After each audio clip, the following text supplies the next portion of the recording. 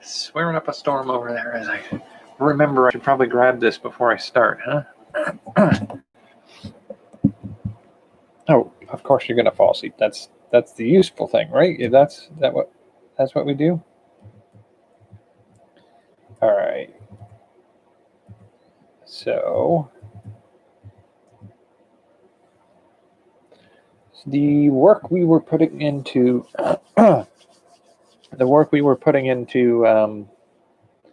the primary setting. So originally I was calling it the vestiges setting.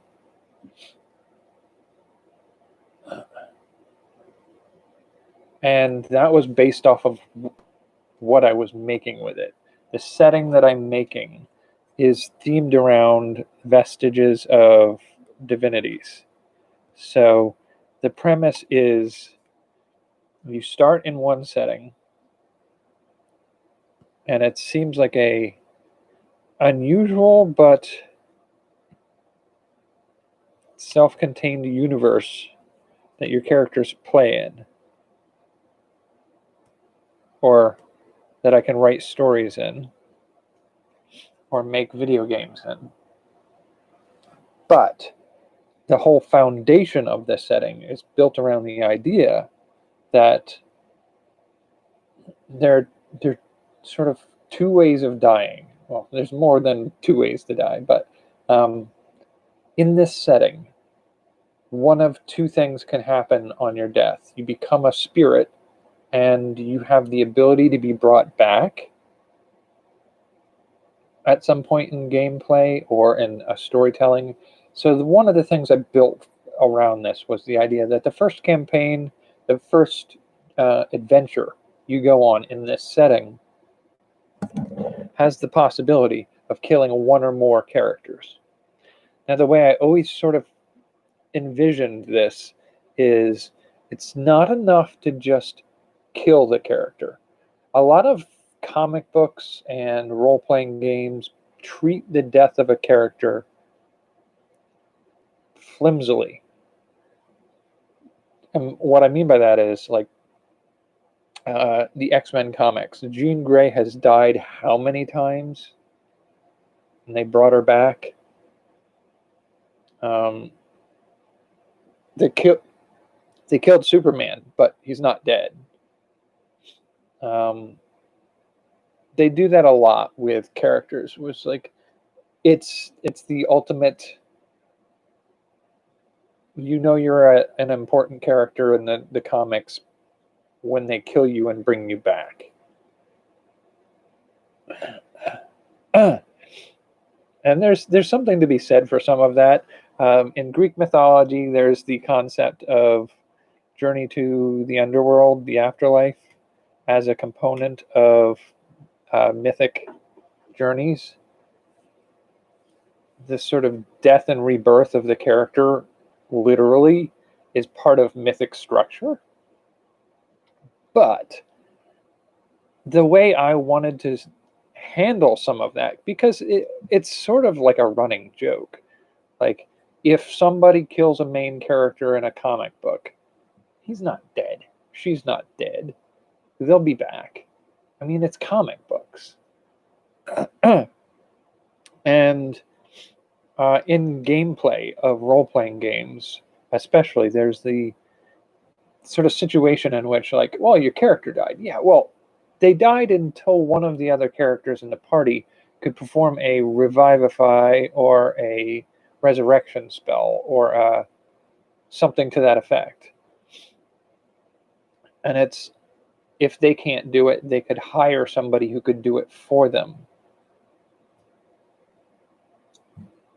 And so it's part of the gameplay, and it's part of the, like, if you've ever played some video games that are based off of role-playing games, one of the things that comes in common, like, I think Final Fantasy does a bit of it, and my personal favorite is the Dragon Quest or Dragon Warrior games. They also have an element, like, literally, if you're out playing your character for the first time, I believe In the first game, if your character dies while they're out adventuring, you wake back up at the castle you started out with, missing half your gold, but alive to try again. That's literally how the gameplay goes. And, video game does it a lot, where you have a character who you go through a challenge and you just restore point. There's a restore point back there. And so with video games, tabletop role-playing games, comic books, and some movie franchises, the tendency to bring a character back over and over again, even though there's no way they should reasonably have survived what they did, is sort of part of the pop culture. And there's a part of me saying, when I look at that, I feel like you could fight it. You could make death for real. Like, there are video games where if your character dies, the game deletes itself. So that, like, a death is legitimately a death. There's just no, you don't get to try to go any further. But that's kind of like, that's a jerk move to put on somebody. And so I'm not really a big fan of that. So my other option is to embrace it. So you have the, fight it or embrace it. And I think my mode of embracing it in this sense was to really build the mythology of the setting out to enable it. So in storytelling, there you can make this story make sense. You can justify it however you want to justify it. In video games, it's just part of the mechanic of the gameplay. But in tabletop role-playing, if you're going to lean into this concept of the chronically reincarnatable player, part of that is, one, you've been killed. Your spirit separates from your body. Now, the way I've structured the mythology of the realm is to say every person is made of 3 components.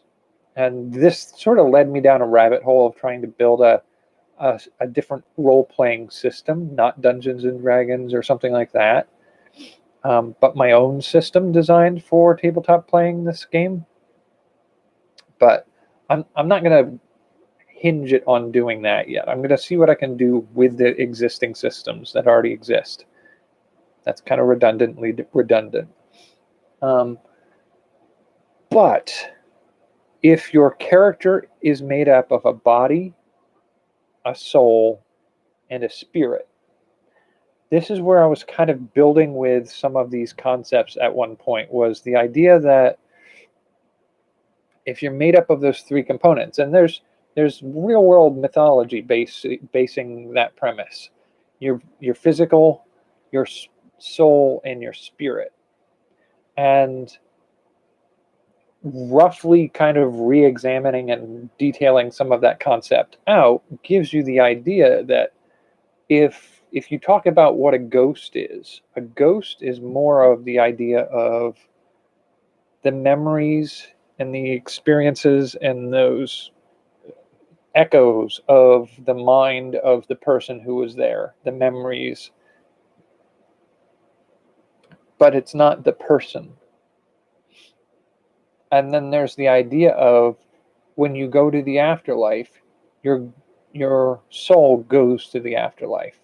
And even to a certain degree, when you're reincarnated, your soul gets put into a new body.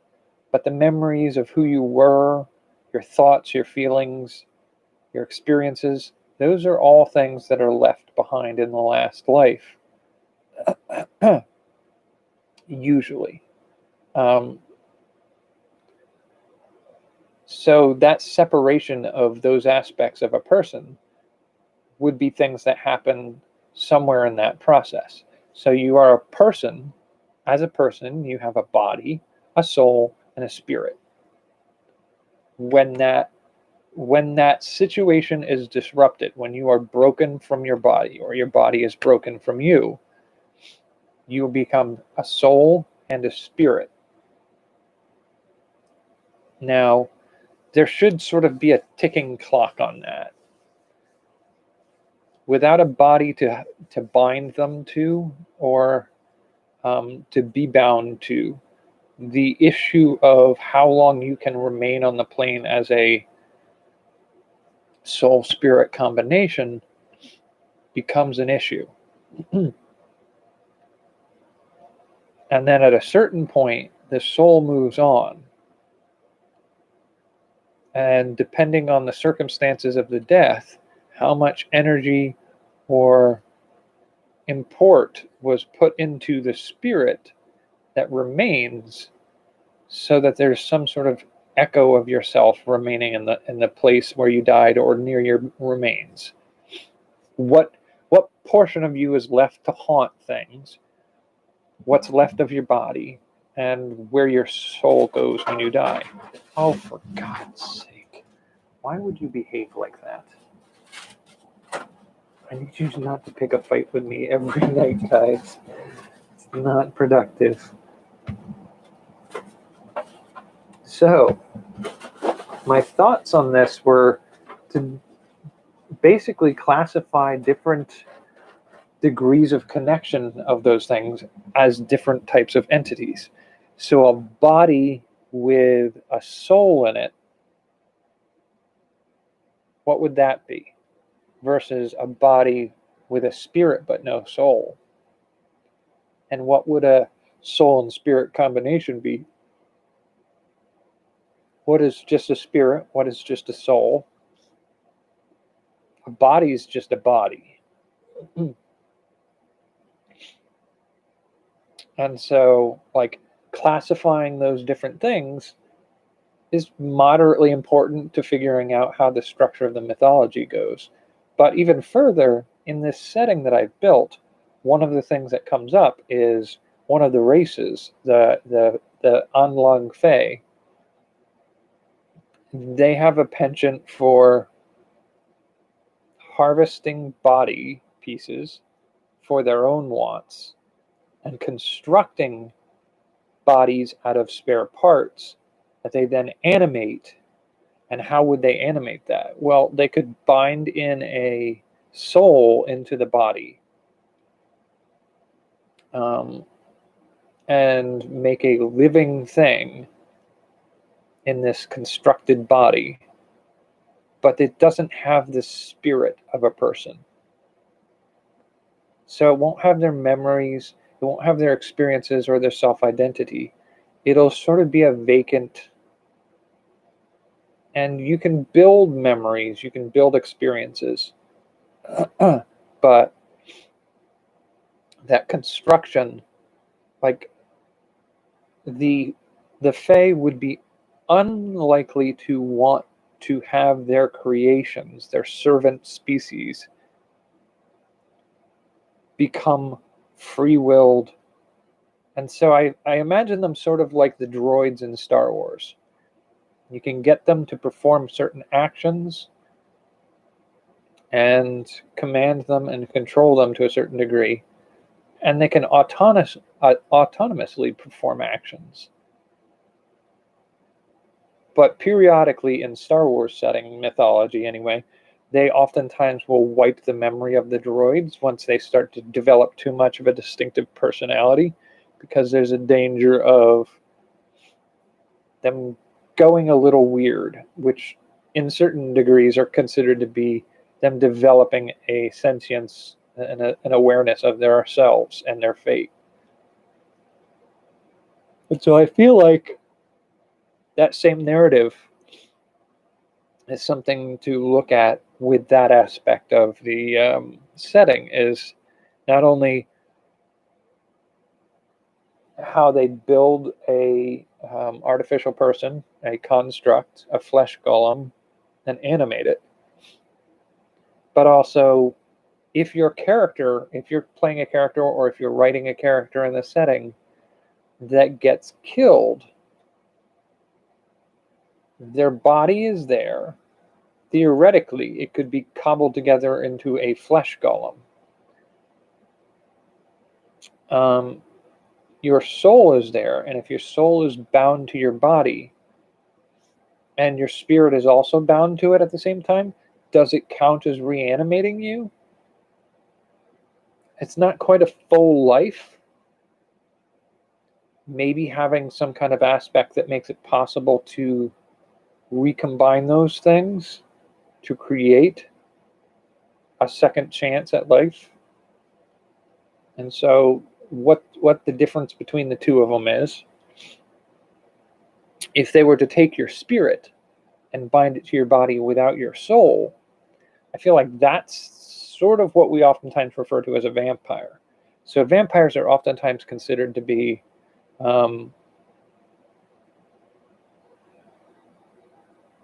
your body with some of your memories, but it's a demon spirit, a demon soul inside of it.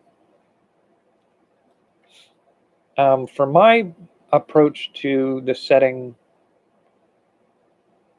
there is an element I want to be brought into it where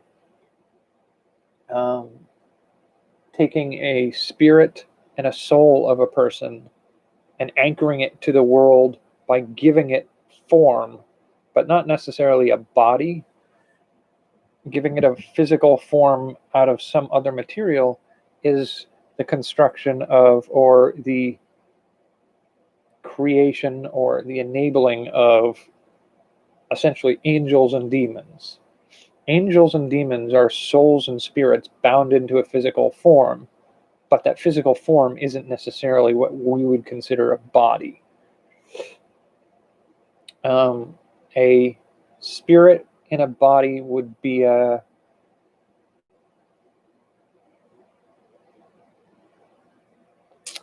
maybe a zombie. Soul in a body is more like the zombie aspect. The spirit in the body is more like a vampire aspect. If you can stitch in a constructed soul alternative. So if angels and demons are soul spirit pairs given a constructed body, then a body spirit pair given a constructed soul might be a vampire. And a body soul pair with a constructed spirit may be what I don't know. I think that's probably where the flesh golems come into play. And then a plain body is just a corpse. Although you could puppet a corpse with some magic. So it's an animated object. And a plain soul without something to keep it anchored into the world is likely to go reincarnate in another world. If you do find a way to anchor it into the world, it won't have its memories. And so it's going to feel like a random spirit. It's a soul, not a spirit, but it's going to feel like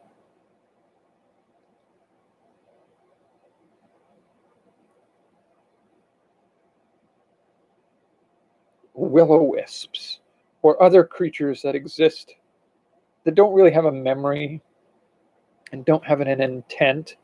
They're just the energy of a thing that could live.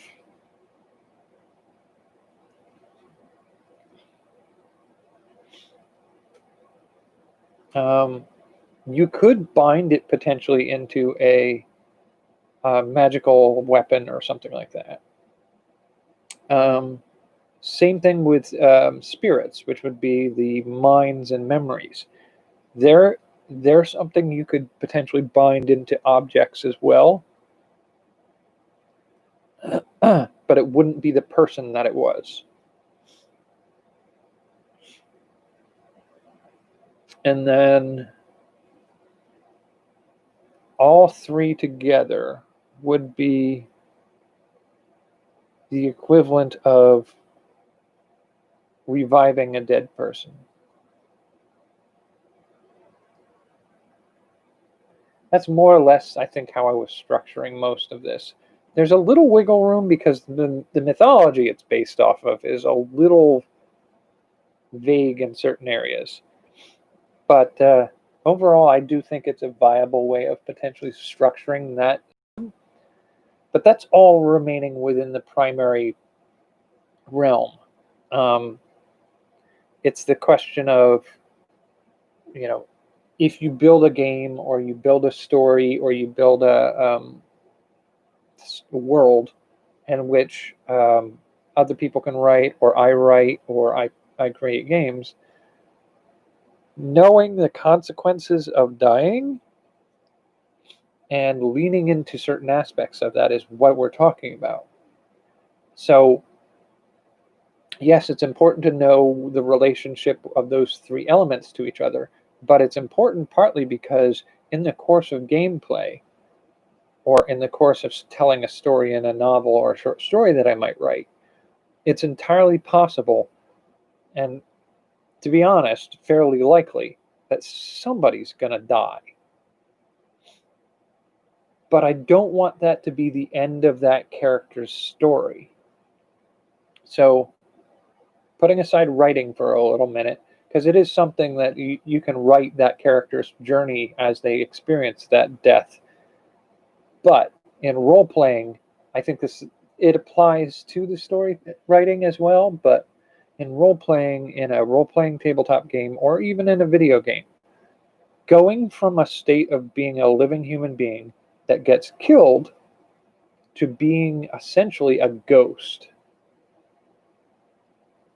So you are sort of anchored for a period of time to the site, or more specifically, where your remains are. So if you're in a fight against a dragon and the dragon rips you in half, then your remains, the biggest piece of your remains, is this location where you're haunting. And it is your soul and your spirit, but only for a time. There's a window in which you could rebuild your body and rebind yourself back into that body that would allow you to come back. If you do not do that, the danger is that your soul will move on. And if your soul moves on, potentially your spirit will remain there haunting the site of your death until some key factor dispels it. But it won't be you. It'll be your last memories, the key pieces of information. So that becomes important in gameplay as well as story writing, because it gives you the possibility of finding some of those existing spirits that have information. But communicating with them is harder because they're not people anymore. It's a recording of the experiences and thoughts of a human being or a creature of some kind. And so you can communicate and try to work with and delve the depths of the spirit in order to get what you need from it. But it's not a person anymore. It's a series of events playing out over and over and over again. But it also offers you the opportunity, if your character, or if you're writing a story and a character, or playing a game and one of the characters dies like this, they are going to be a soul and a spirit pairing. And gradually, they have a chance to save that character, but only so long as the soul stays there. Once it moves on to the next life, that's it for that character in this world. Now, the possibility of trying to bind that spirit to somebody or something else, so you could bind them into a sword and make it an enchanted object. You could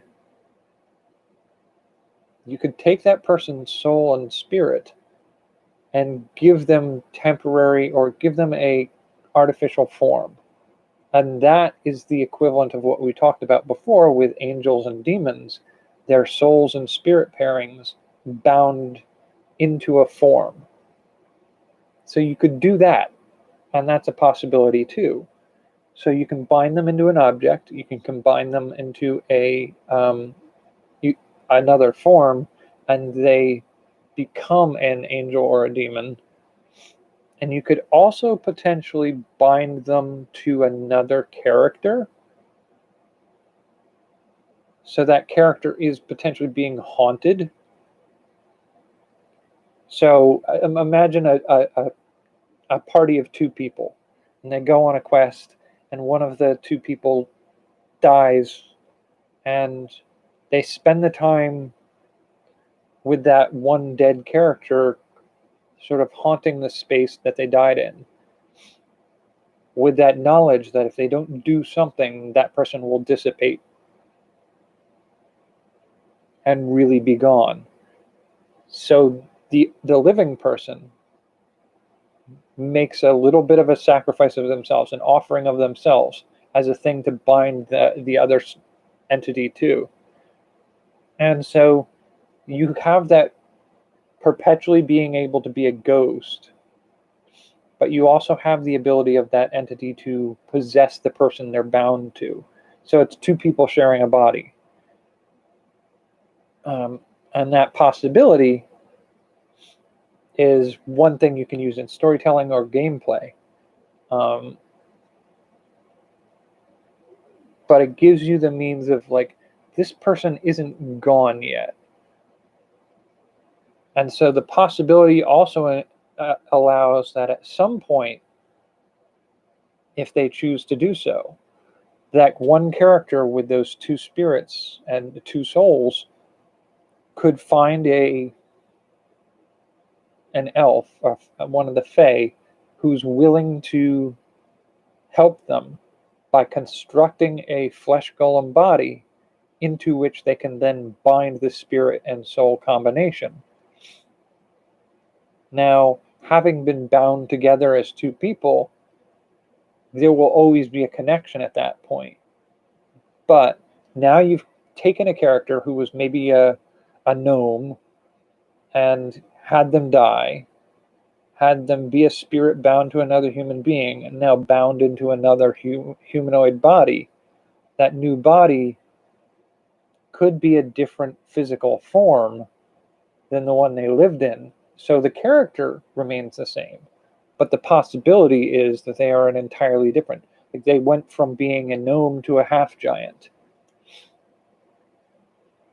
but it's still the same character. And so it's a possibility of pursuing that a little bit further in that direction. But it also is possible to pursue the further depths of this. See, the way I constructed the setting was that you have this central setting that it is possible to be cast out of. In this case, it's predominantly a question of your spirit and soul both get cast out of heaven, essentially, and down into the mundane worlds that we inhabit and interact with. And so being shunted from the primary setting into the capes and tabards, the superhero setting,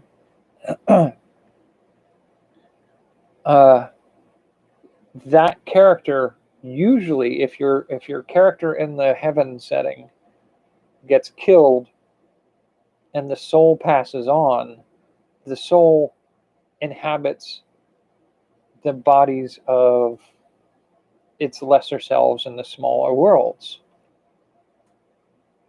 But it doesn't take the spirit with it usually. If you set up circumstances within the game or within the storytelling that sets that on its ear, where the person wakes up in the other life with a memory of where they came from, that's what I'm trying to do with my setting, is set it up so that you start out as characters. You confront a situation that eventually casts you down into your lower selves, the cells of your body, your organs going on about their lives, not knowing they're a part of something greater than themselves. And suddenly they wake up with the memories of who you are and where you were and what you were doing. They're not magically somebody else. It's not like it's somebody else. It's like if you've ever been driving on the road and you realize that you're home, but you don't remember the trip the whole way. That was still you driving, but that's not you. That's you without the consciousness. And so, to a certain degree, each of these little vestiges of the whole are still you, but they don't know who you are until something has happened that makes one of them wake up knowing who you were. It's very much like a waking up. So it's like you are made up of, in this case, mostly we're using a 6-world setup. So you were made up of 6 different people. So this is you. And they're going about doing the things they need to do to make all of this work. But one day something happens where, and this is you suddenly. Your awareness is here. It's like your hand somehow becoming aware of itself. But it's you being in your hand, aware of yourself. It's a very difficult philosophical concept to explain. But that's really where I'm going with this is, who are you when you're not all of you? And so playing around with that concept is about the nature of life and death in the setting and the settings within the settings. And so trying to delineate those rules out was one of the harder parts to deal with. I think I've mostly got that cracked. But I've also tried to figure out a few other things, and in the process, I've renamed, found a better way to explain or use concepts. So for a long time, what I was calling the setting vestiges, but that sort of spoils the secret of the setting. Then I was going on calling it the Empyrean realm as the central setting. And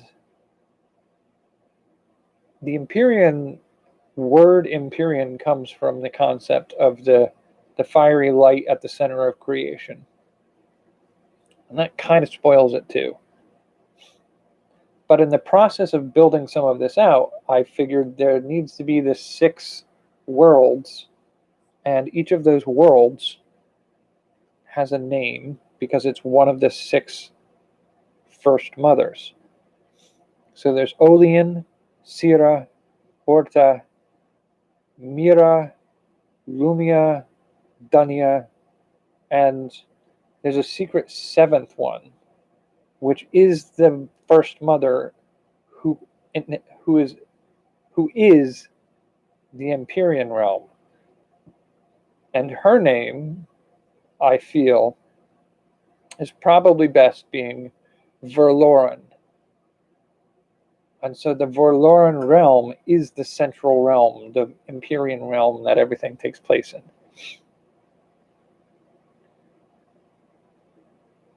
And so I do think overall, maybe maybe titling the setting something along the lines of Vorloren, Verloren.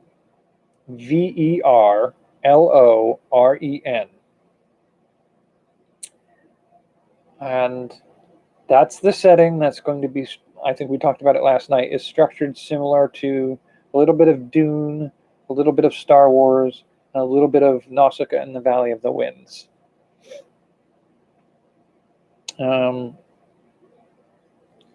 But I will talk a little bit more about the other settings, I think, in future episodes. I think one of the other things I wanted to say was that once you have the ability to travel from Verloren, well, it's not really ability, you're cast out of Verloren. The gateways in and out of these realms are the First Mothers. So the First Mothers birth you into Verloren, and when you die, your soul seeks them back out and passes through them into the world that they are. So you would be a fighter on Verloren, you would die, and your soul would seek out the portal that is, say, Orta, the First Mother Orta, and you would find her, you would be absorbed within her, and you would be born again into this superhero fantasy setting.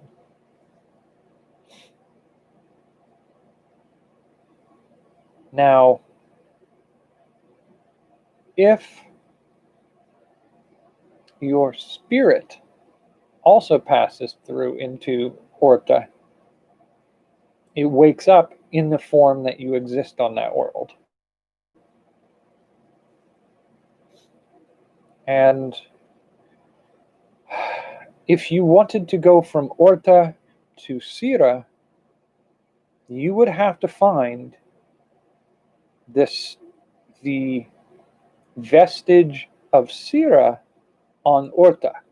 So each of the First Mothers not only exists on Verloren, but also exists on each of the other worlds within each of the other First Mothers. So Orta is inside of Olian, Sira, Mira, Lumia, Dunia, and Verloren. Each one of them exists in the other 6. So to pass from one to another, you have to hunt down and find the First Mother in each of those worlds. That's sort of your means of doing that. Now, I've sort of tried to figure out what the best way to do that passing between worlds was, and finding the vestige of each of the First Mothers in your world. In order to pass into their world, you would, I think there are 2 ways you could do that. You could do a Vulcan mind meld, essentially, bend your mind to pass into the mind within the First Mother, and thus you are within that world, and so your awareness, your spirit, passes into that place and finds your form in that world as well.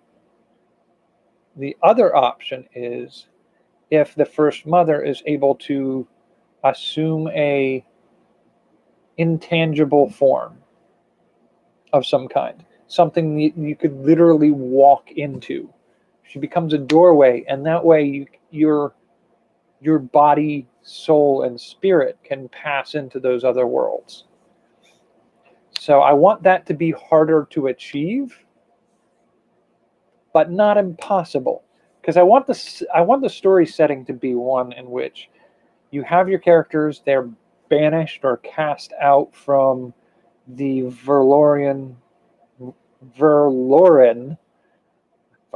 is a different thing, Verloren realm, into one of the other First Mother realms, and then passing from each of those, they have to find, say, Mira.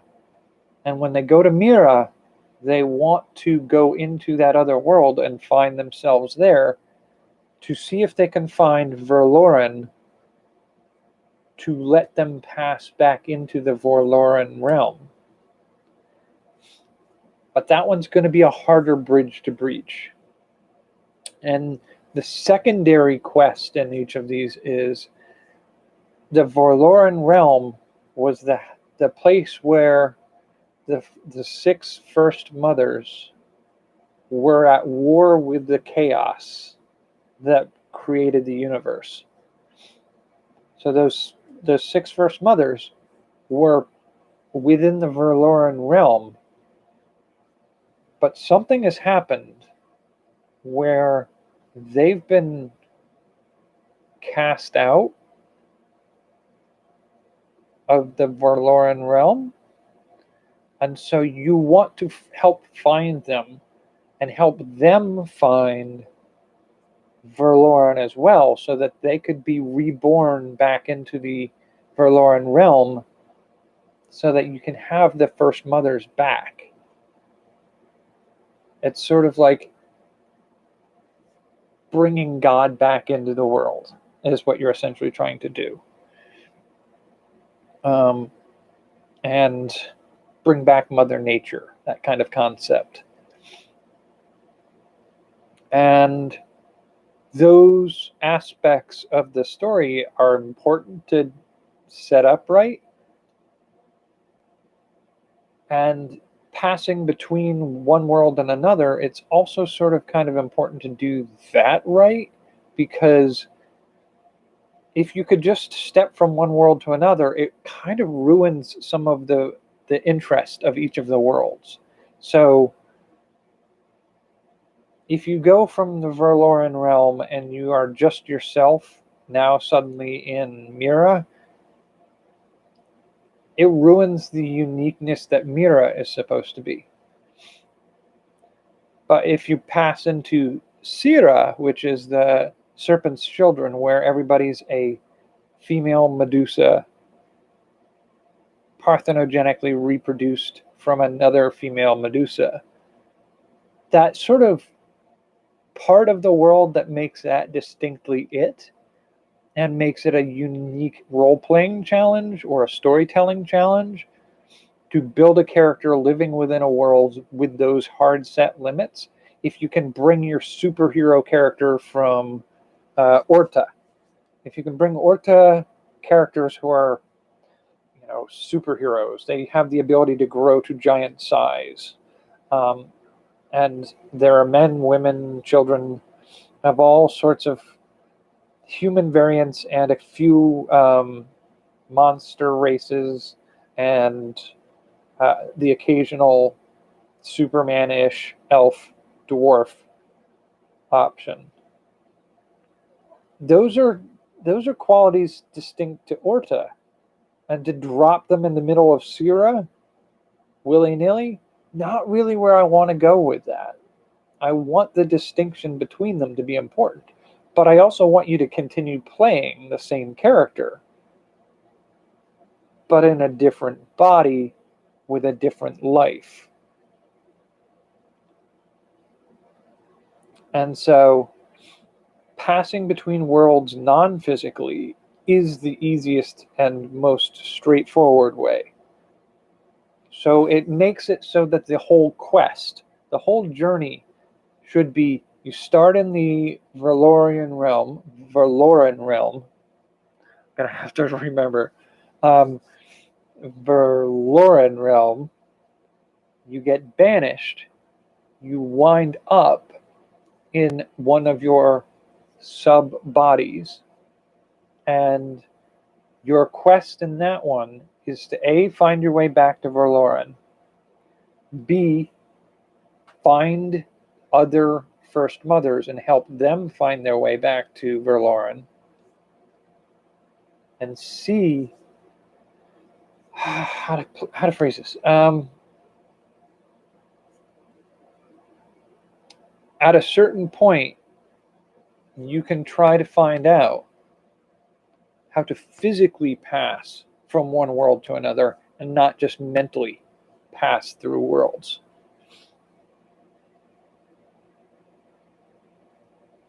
And so there are three major components to finding and travel and exploration and winning on this campaign.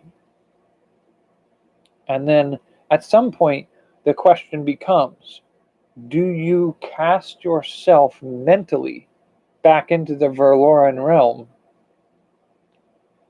or do you physically pass from one of the other realms? And to a certain degree, it becomes like, which suit of armor is your favorite armor? Because these are the things that you're dressing your character up. Your character's strength, dexterity, intelligence are going to be different in each world, but it's still going to be you and your character. So what form do you like best for the option of exploring, for going back to the Verloran realm? Are you going to take a shot and be reborn into the Verloran realm in another form? Or are you going to go back as a superhero in medieval armor? Or are you going to go back as a Medusa? Or are you going to go back as a symbiote pairing with a living entity? Physically take those bodies back with you. And so I kind of really like that aspect of, like, you get to try on other beings and decide which one you would rather be. And that's half the fun of the experience. It's coming up on 48 minutes, and my butt's falling asleep. My feet are cold because I got the AC blasting over there in the corner. So I'm going to call it here for tonight. I hope you're doing all right. And I want to thank you for joining me tonight. I will catch you tomorrow night.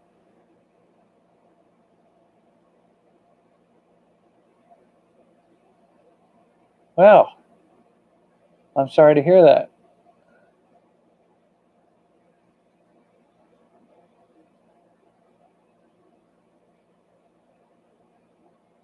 The heat has been brutal here.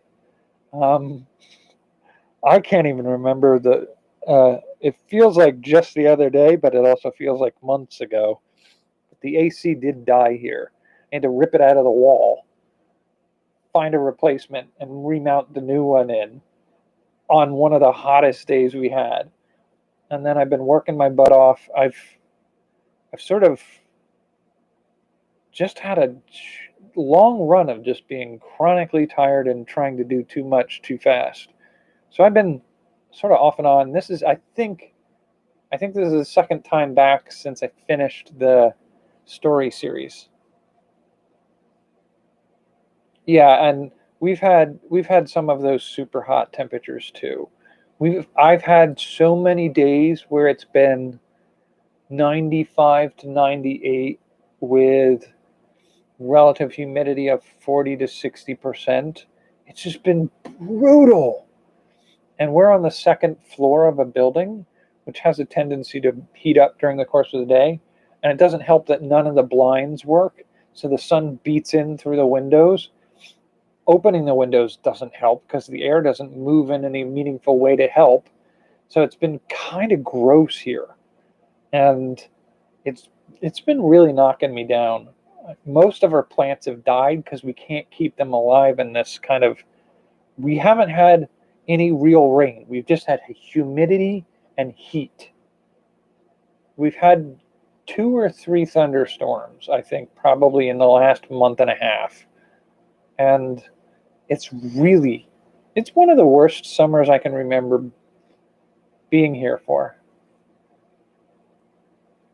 It's pretty gross. Not my favorite. Stay safe, though. Heat stroke is a real problem. Be careful. I'm sorry to hear that you're having as much trouble as you're having. I'm so scattered. I did a double shift today, so I'm not able to really center my brain on where I'm going next. I'll probably do another one or two of these discussions of my changes to the setting that I've been building. But from here, I think we'll make some decisions about where I'm going to go next on projects. I have had a penchant for looking in and learning about doing indie films because I attended some of those conventions in virtual conventions, and I've gotten really fascinated by some of that stuff. So I'll probably delve back into exploring some of that on here. But for now, stay cool, stay healthy. Thank you for joining me. Take care, and I will catch you tomorrow. Good night. I should probably type that out.